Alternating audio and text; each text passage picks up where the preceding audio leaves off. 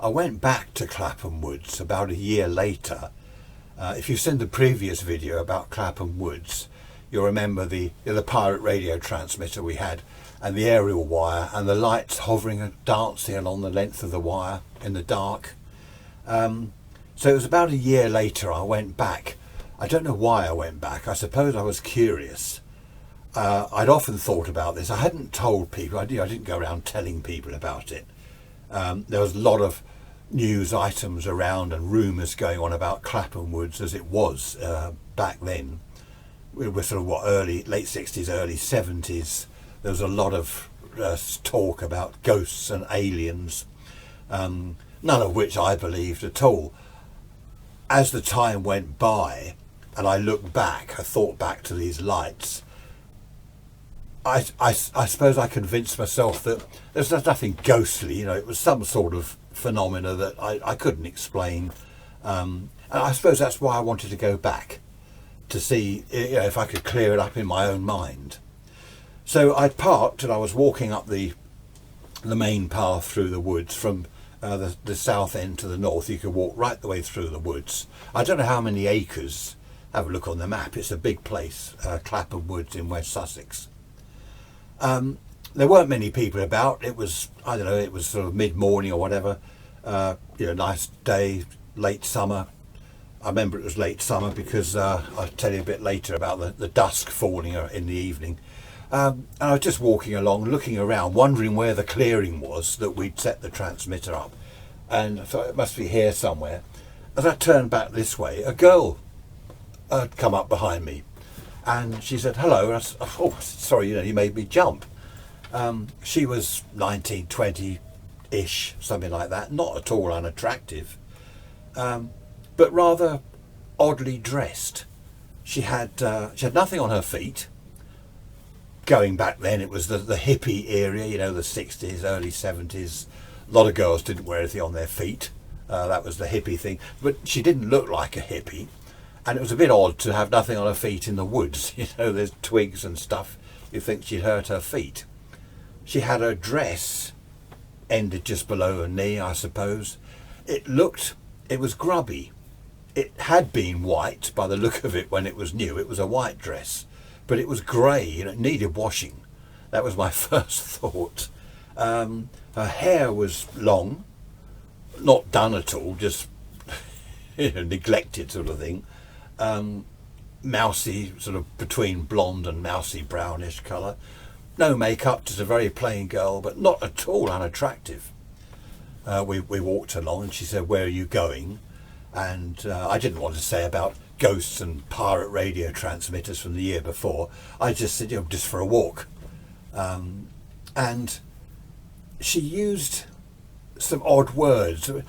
I thought she was rather odd. There was something about her that was very odd.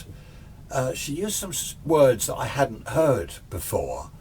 And I said, where are you from? Meaning, are you from the village? Because the village was only north of where we were, or the town. Where are you from? And she sort of smiled and laughed a bit and said, God's Acre.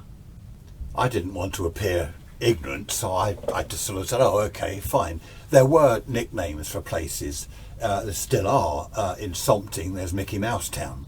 In Shoreham, there's Bungalow Town. These are made up nicknames for these places, and I assumed God's Acre was something like that, or possibly a farm. Acre, as in fields and acres. I thought it was a farm. She looked very much like a kind of farm girl, old-fashioned farm girl, which was sort of fitted in God's Acre. Anyway, it was only later I found out what it actually meant, which I'll tell you later. We walked a little way through the woods. She wasn't particularly chatty. As I said, she was a bit odd, very old-fashioned. Some of the words she was using I didn't understand. I asked her name, I think, a couple of times, and she didn't answer, which I thought odd again. There were a lot of things that were strange about her. I think, I found her quite attractive. I think that's probably why. She wasn't just an ordinary girl. She was different. Very different in a sort of... She didn't look like a tramp. although her dress was dirty, it was grubby, I just thought that she'd come from a local farm or something like that, probably had strict parents, you know. She wasn't the sort of girl that would go to nightclubs and pubs and things like that. She just didn't seem that sort of person. And I just thought that she lived in a village or on a farm, you know, and she sort of came to the woods. That was her sort of social life, if you like, just going to the woods, you know. And I think that's why I found her quite attractive. She was different.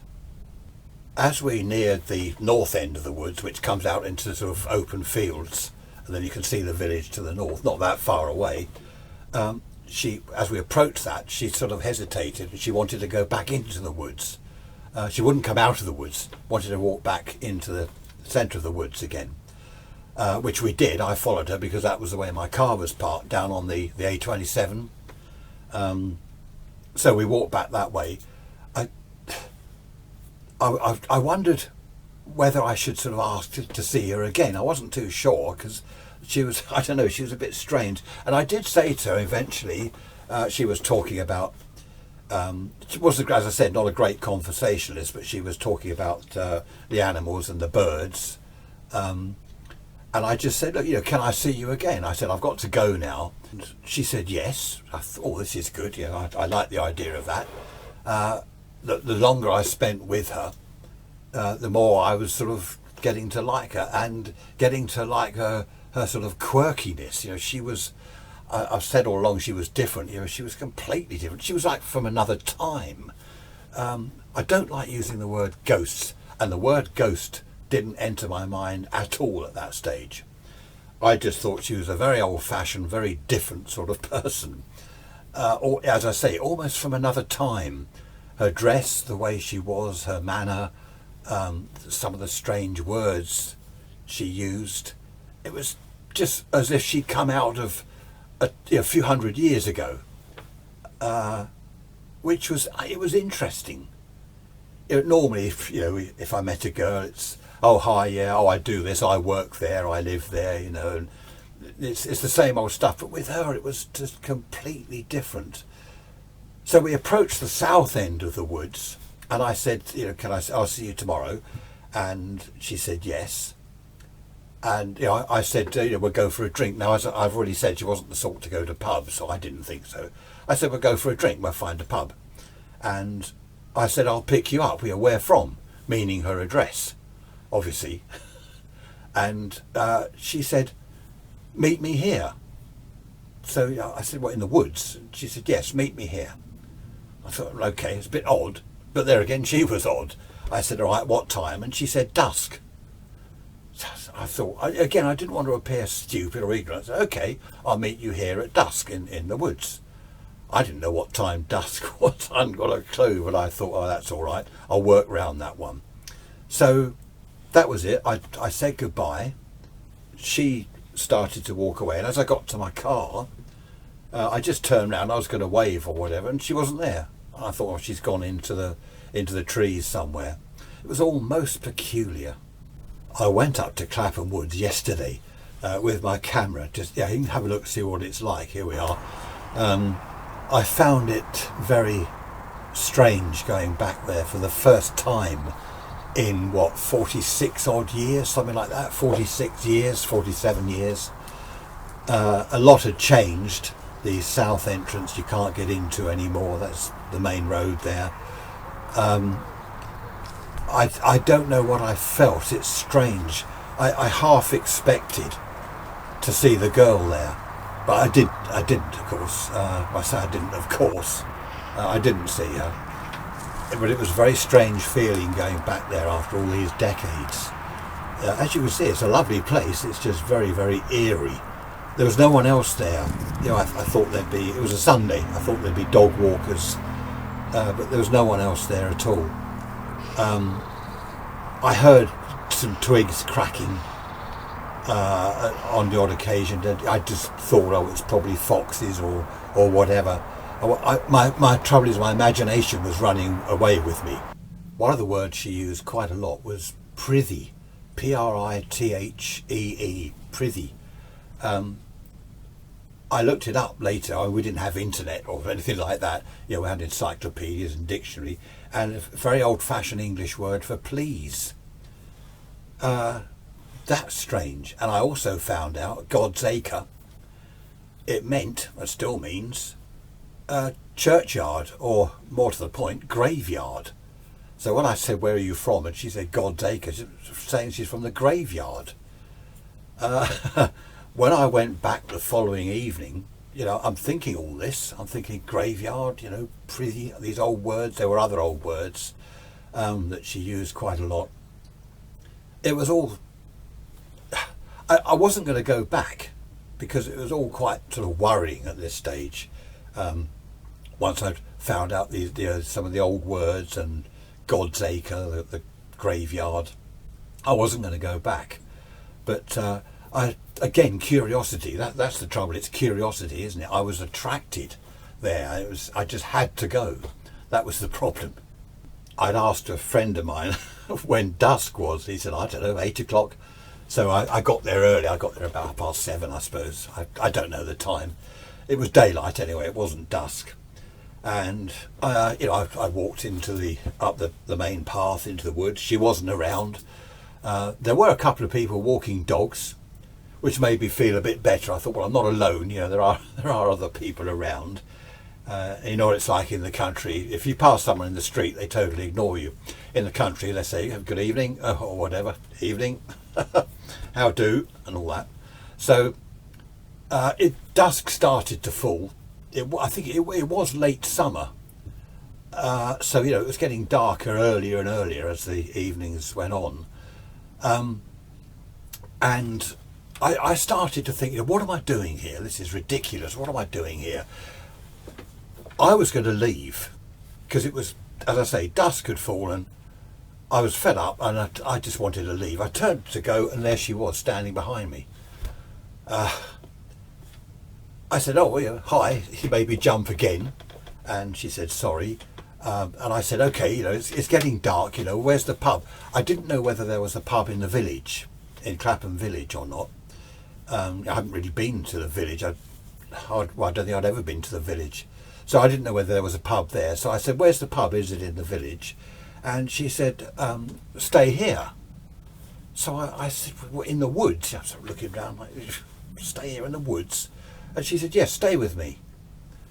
So, okay, I thought, okay, you know, we walked and I was asking her questions. I eventually got her name, Elizabeth, because I said, yeah, what is your name? And I said, second time I've seen you, I don't even know your name. Elizabeth, she said. And it was getting darker. And she said, come with me. And she went off the main path into the undergrowth. You know, it's only like this deep on the ground. There's sort of ivy and stuff growing. And you know, we're sort of traipsing through this into this clearing. And I looked round and it was the very clearing that I'd been in the year before with the transmitter and, you know, the strange light orbs dancing along the aerial wire. It was the same clearing. And there was the log. Now this bit of video I took yesterday, that I found the clearing yesterday, or that what I thought to be the clearing. That log there, it wasn't covered in moss. What, 46 odd years ago, that's where I sat. That was the clearing. As I stood there looking around the clearing, she was just standing there looking at me. I thought quite a coincidence out of the whole place, you know, acres of, I don't know what is it, acres or whatever, it's a huge place. Rather peculiar that she took me to that very place where I'd seen the lights the year before. It was eerie, and of course getting darker with each passing minute. Another thing that was, she was wearing the same clothes. She hadn't, you know, knowing that I was meeting her, knowing that we were going out, I had expected her to put on, you know, do her hair at least, change her dress into something at least clean, and perhaps put on a pair of shoes. I mean, you know, she couldn't go into a pub like that, dressed the way she was.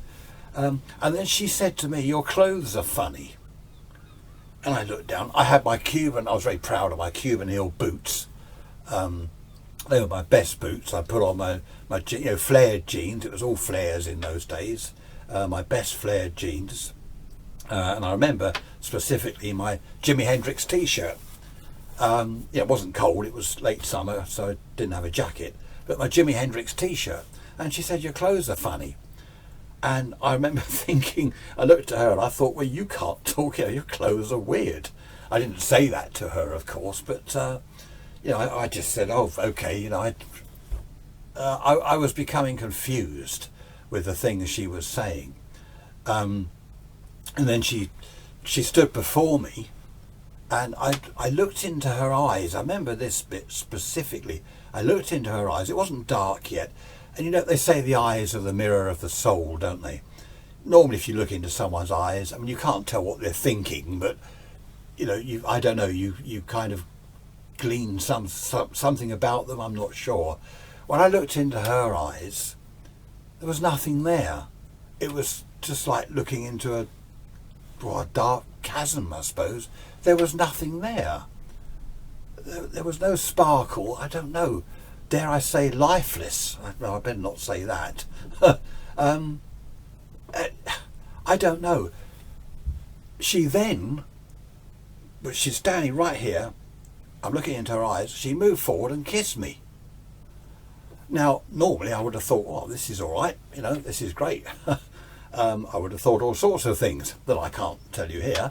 But her lips were cold.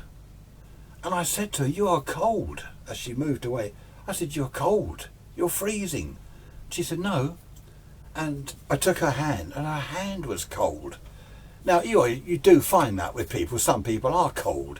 I mean, she didn't have much on apart from this flimsy sort of dress thing. The evening, it was getting dark. It wasn't particularly cold, but she was skinny. She could well have been cold. But she said no, she wasn't cold, but her hand felt very, very cold to me, and her lips were very, very cold. I started to think about a pub, sitting in a pub where there's some music going and people laughing and chatting, where there's a bit of life, a bit of sort of stuff going on, rather than sitting in the dark woods. And I said to her, let's go to the pub. Or somewhere at least. I did say, let's just sit in my car if we don't want to go to the pub, because I was beginning to get a little bit chilly as darkness fell. And she said no. She was adamant she didn't want to leave the woods. She then moved away from me, and this is the bit. She moved away from me, and she's looking up into the trees. I'm thinking, this is all, I don't know what this is. She's looking up into the trees. She's doing this. And I thought, what's she going to do now? Start sort of dancing or something? Then these light orb things came down from the trees. I think there were 3 of them. One of them settled in her hand like that. Settled in her hand. Sort of like that. And she brought it towards herself. I couldn't hear her, but it was as if she was talking to it. The other 2 hovered above and around her head. I just stood there. I was frozen to the spot. I just stared. I didn't know what to do. I didn't know what to think. I just wanted to get out of there. It wasn't a trick. If it was, I don't know how she did that. It wasn't. I couldn't see how it was some sort of trick. They were the very same lights I'd seen in that very same clearing a year ago. My heart was going. My hairs on my neck were all standing up. I was terrified, to be honest. I was terrified. And eventually I sort of managed to turn and walk back towards the main path. And she was saying, stay. And I heard her say, prithee, stay, which is please. And I said, no, I'm going. And I just walked down back towards, I didn't run. I don't know why I didn't run. I just walked back quickly towards my car. And I looked round and she was following me. She didn't have the light then, I don't think. I just sort of looked round and she was following me. And I got back to my car, which was just out of the way, like a lay-by. And I looked looked back as I got into the car, and she was standing there, just standing there looking and saying prithee. And I said tomorrow. I don't know why I said it. I said, I'll see you tomorrow. And I drove off. I was shaking, you know, I really was shaking. My heart was going mad. I was shaking, and I just drove off. And I just didn't know what to think. I didn't want to think the word ghost, but that came into my mind. Ghost. I drove to a pub, was a pub where I knew my friends would be, our local, and I don't know, it was pretty quiet, and there were a couple of my friends there, and as I went up to the bar, one of them, this is ironic, one of them said to me, "All right?" I said, yeah, I'm fine. And he said, "You look as though you've seen a ghost." Don't say that. I didn't say anything. I didn't say anything at all. I do remember he said, "You're not all right." As I've got my beer, my hand was shaking, I'd spilt the beer.